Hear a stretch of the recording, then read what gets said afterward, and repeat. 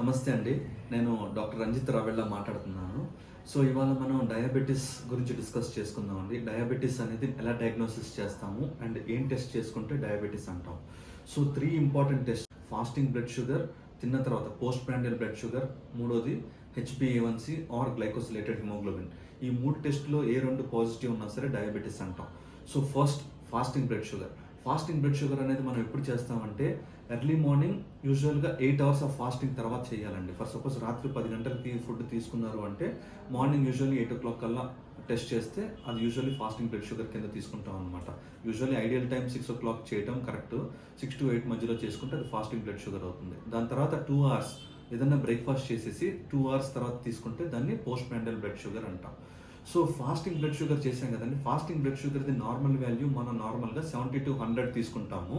100 నుంచి 126 ఉంటే దాన్ని ప్రీ డయాబెటిక్ స్టేజ్, అంటే డయాబెటీస్ వచ్చే సూచనలు ఉన్నాయి అని చెప్తాం అనమాట. మోర్ దాన్ 126 ఉంది అనుకోండి, అప్పుడు డయాబెటీస్ అని కన్ఫర్మ్ చేస్తామండి. సెకండ్ టెస్ట్ ఏంటంటే పోస్ట్ ప్రాండియల్ బ్లడ్ షుగర్, అంటే ఆహారం తిన్న తర్వాత చేసే బ్లడ్ షుగర్ టెస్ట్. యూజువల్గా ఇది 2 hours తిన్న తర్వాత చేస్తామండి. 200 కంటే ఎక్కువ ఉంది అంటే మళ్ళీ డయాబెటీస్ అంటామండి. లాస్ట్ మూడో టెస్ట్ గ్లైకోసిలేటెడ్ హిమోగ్లోబిన్ ఆర్ హెచ్బిఏవన్సి అంటాము. హెచ్బిఏవన్సి ఏంటంటే లెస్ దాన్ 5.6 ఉంది అంటే నార్మల్ అండి. మోర్ దాన్ 6.5 ఉంది అంటే, మోర్ దాన్ 6.5 కంటే ఎక్కువ ఉంది అంటే అప్పుడు మనం డయాబెటీస్ ఉంది అంటాం.